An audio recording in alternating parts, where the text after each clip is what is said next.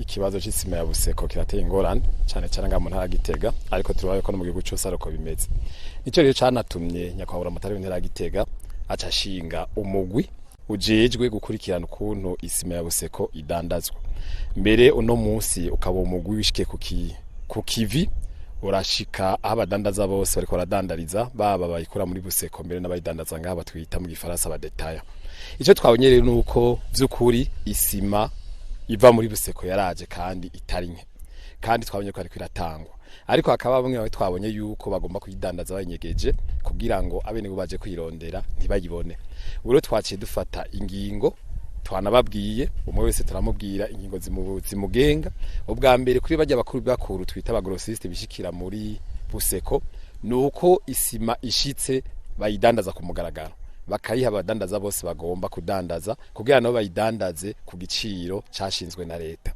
Kubera twabonye yuko abantu baje kwirondera ntibayironka kubera iki, dusanga henshi bavuga yuko hari abamaze gutanga amafaranga ubwa mbere, ugasanga rero abantu baje kwirondera batayironka kubera bavuga ati tuyibike bayirose. Ayo turavye ku ntonde batweretse dusanga vy'ukuri abo batanze amafaranga bavuga yuko basivye ariko barubaka, abariko barubaka amashante dufise nga muri Gitega turayazi, tugasanga ntitubazi. Cyo gituma ubwa twabwiye yuko kugira umuntu bamuhe imifuko iva kuri 50 cyangwa iduga azobanza kubaza mu biro kwa Buramatari cyangwa mu iyo komisiyo kugira turabe yuko vy'ukuri izo nyubakwa ziriho. Ivyo bikazotuma yuko isima izotwara vy'ukuri abayikeneye canke itangwe n'abadandaza bayikeneye.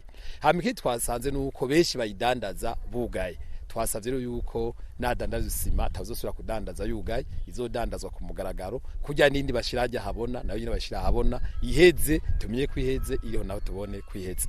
Hama kuri iki naco c'abadandaza bato nawe twabasavye yuko bahiriza igiciro, hama nabo nyine tukabasaba yuko badasubira kwidandaza binyegeje ariko bayidandaza ku mugaragaro. Izo ngiyo nizo twabaye turafata ku rwego rw'intwaro.